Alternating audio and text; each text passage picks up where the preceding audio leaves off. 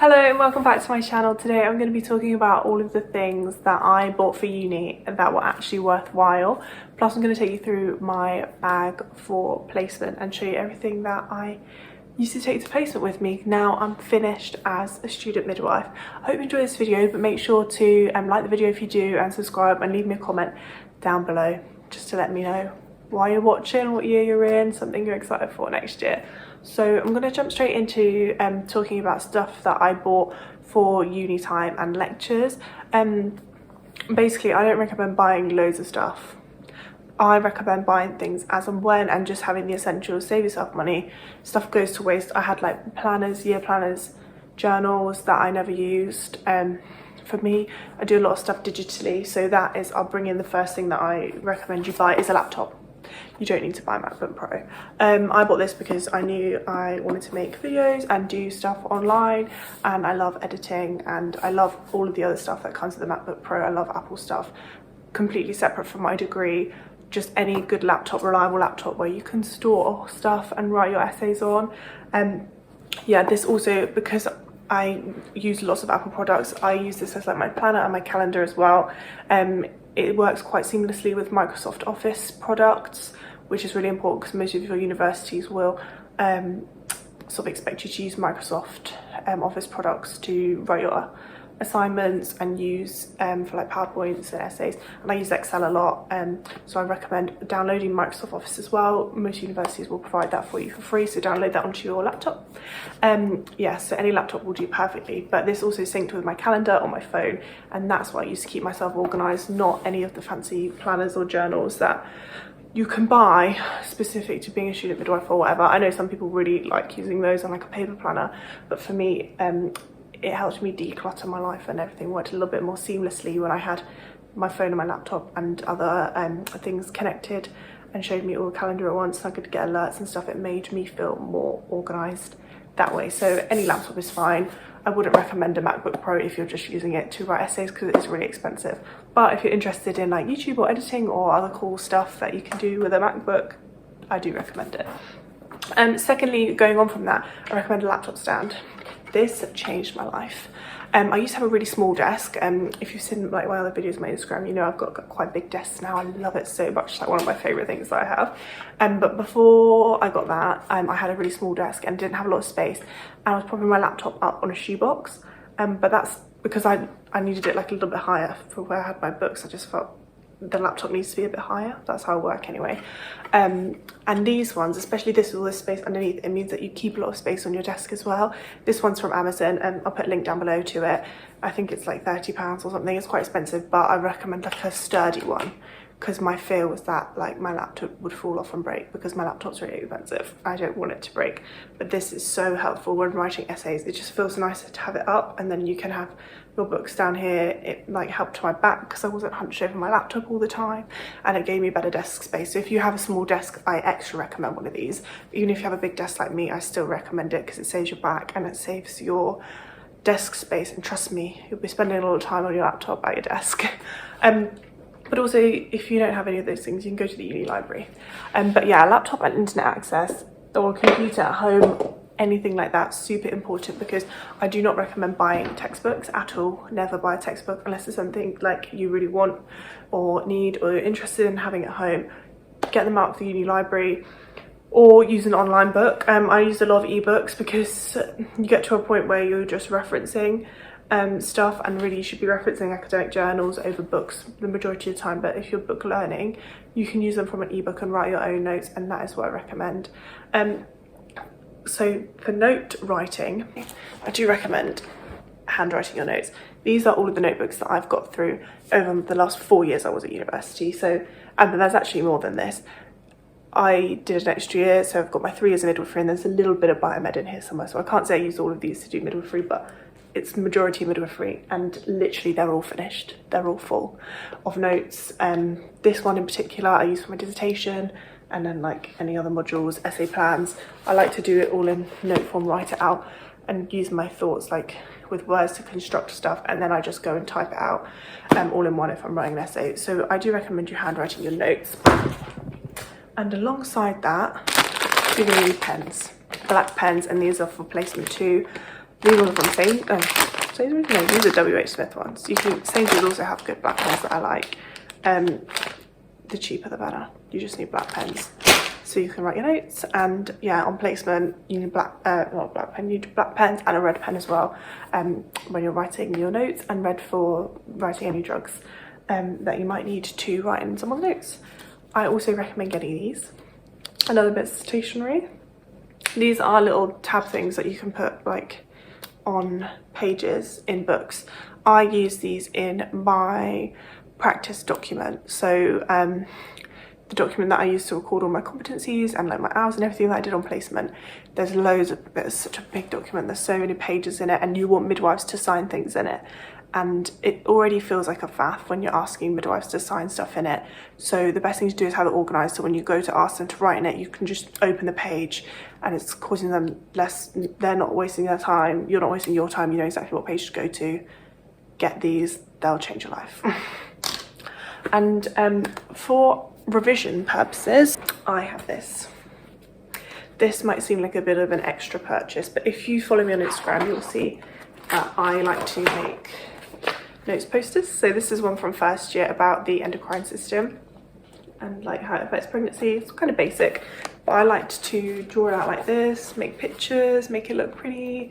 It helped me revise. It helped me get a 94% in my anatomy and physiology exam. So I recommend posters, and I just recommend reading and reading and reading and then condensing everything that you know into a pre-poster. And for me, like, part of it's therapeutic because of the drawing involved. I really, really love drawing, like, drawing like the placenta and stuff. And I've got some more complex ones for like emergencies that I did in second year, and I think I did a couple in third year as well. If you follow me on Instagram, you would have seen a few of them. Let's find a more complicated one. Okay. So here's my one about breech birth, and I drew the little maneuvers. I just think it's cute and it makes it more fun to revise, and I like it on A3, so I just feel like you can just get everything all in one, and it's all in one place, so when you come to revise you can just flick it open. It's nice to look at, so you want to read it, and yeah, it helps get the information in. This is from WH Smith. I don't think it was very expensive. It's just A3 sketch paper, and I just used like felt tip pens and gel pens and just whatever pens I had round to draw all of that in. So I do recommend that you buy that. Okay, so something I don't recommend you buying is this. I got this as a birthday present for my 21st birthday because I thought I was going to be case loading. So I was like, I want a nice stethoscope, but I will use this in my future career. I know I will, but I'm yet to use it on an actual patient or a woman. I've only used it on my family and on myself. It's incredible quality, the Littman stethoscopes, but you don't need it as a student midwife. You won't use it. Well, you might use it in your community placements, but it won't get the love and care that it deserves. I got this because I was going to be case loading, and then that didn't happen because of COVID, so this is a heartbreaking reminder of the fact that I didn't case load. But I thought I'd bring this down to show you don't need to splash out all the money on this. You can just get cheap one from Amazon, because that's what I did prior to having that. I just had a cheap Amazon one. So that's pretty much everything I'd recommend you buying. Literally pens, paper, laptop, some little organising notes. That's all you need for university. For placement wise, I'll just show you what's in my bag, because I finished placement 2 weeks ago now, and I've still not unpacked my bag because I'm just a terrible person. So usually the first thing I take with me is scrubs. At the trust that I worked in and my university, we wore scrubs on placement most of the time. I think I wore my like tunic uniform like once or twice. I just got out of it in every way I can because I love scrubs and I hate uniforms. Obviously, I'm gonna have to just get used to wearing uniform, because when I start working I will have to wear a uniform. But yeah, scrubs every day. I'd always bring a pair of those in. Some people would bring a spare pair of scrubs in, but I'll just use the hospital scrubs if they got dirty, and that's fine. So this is my placement bag.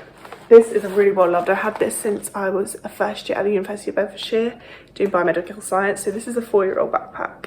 It's done me very well. It's got a little hole here, and obviously you can see it's quite faded. This is just a Vans backpack, black Vans backpack. I love it. It's been perfect to me. I take it to uni, I took it to placement every day. It's the perfect size. But the first thing that's in there are these. I almost threw these away, and I was like, actually no, I'll save them for a video. These are my Clarks Unloops, and these are the shoes that I used to wear on placement. These will be going in the bin as soon as this video is finished because I hate them. I hate them, I hate them, I hate them. My feet love, actually no, my feet don't even love them. My feet kind of love them because they are comfy. My feet don't hurt when I wear these, but my feet get sweaty and they make my feet smell so bad. Like, if you could smell these, you'd be sick. Like, I put baking soda in them, I've sprayed stuff in them, leave them outside, they smell bad because they're not breathable. And if you have like kind of grossish feet like me, they're not for you, and they're expensive. And I mean, look at them, they are the ugliest things I've ever seen. Like, when I went into Clarks and bought these before I started uni, there was a girl who I went to school with working there, and I was like, I'm so embarrassed that I'm buying the ugliest shoes on planet Earth. Like, they're comfy but they're gross, and there's so many better options. And as a treat, when I'm starting my new job, I'm going to buy myself 2 pairs of shoes for work. I'm going to buy myself Crocs for the delivery suite and Skechers for all the other places because they are not ugly. These, I can't believe I was scammed into buying these by the secret community on Facebook. They tell you that you need these shoes, you don't. You don't need to look this bad. So that's kind of me. Should I throw them on the floor? Because if you like them, if you love them, I understand. Everyone has things which they like. But those were 3 years of torture and I can't wait to not have to wear them again. Water bottle, absolute essential. I don't go anywhere without this. This wasn't still in my placement bag. I put it back in there for this video because I take this everywhere with me. This was from Tesco's. I got it for £2.50 in the sale. It's broken in places, but it holds my water and it doesn't leak. And I love it. And that is all. I don't have a Chili's bottle because I don't like cold water. My water at room temperature. And this one is absolutely perfect to me. But you do need to disinfect them every now and again so you don't get like listeria or cholera or whatever you could get in water. But this is important. This is 750ml. I think this is the perfect size because it's not too much that it like weighs on your bag and it's heavy, but it's not too small either. So yeah, nice cheap water bottle in my favourite colour. So next is my pad documents. In here I've got my pad, my oar and a den. If you don't need to know what a den is, it's irrelevant. And you see the tabs here, those are what I use it for. Like, the ticks are for competencies, that's for where my practice supervisors needed to write, and that's where my practice assessor needed to write, and that's just how I tabbed it. And then there's a tab at the top that says hours as well. So yeah, I take this every day. My first day of placement ever, I forgot this and it was a trauma. But yeah, always remember this. And this plastic container is great too because it means they don't get all crumpled up. I only got one of these in 3rd year and I wish I had it the whole time because it just keeps it all together and nice so it doesn't get all gross in your bag. So yeah, get those. Well, you get the pad given to you, but get a, whatchamacallit, box thing for it. Okay, also in here I have a V folder thing.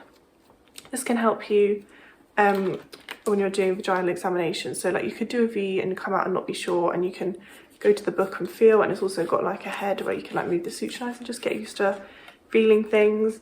This was a freebie from the RCM, but I ended up actually making my own. If you follow me on Instagram, you'll have seen it. This one is just a little bit thinner and smaller and more discreet. You can keep it in your scrub pocket and it doesn't weigh you down. This I made with cotton thread and paper, and then I coloured it myself into a rainbow because why not? Yeah, it can be helpful when you're learning how to do VEs. I wouldn't say it's an essential, but well, this one I really enjoyed having in my pocket because it just meant I could quickly check. Maybe I'll make a tutorial on how to make this. What a great video idea. Comment down below if you want me to make a tutorial on how to make this. But yeah, that's a helpful thing that I have in my bag. What else do I have?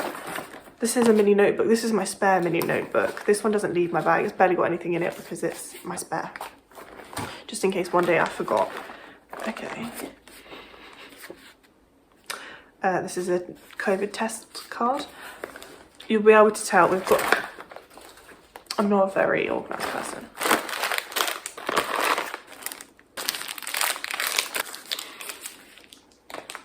Snacks.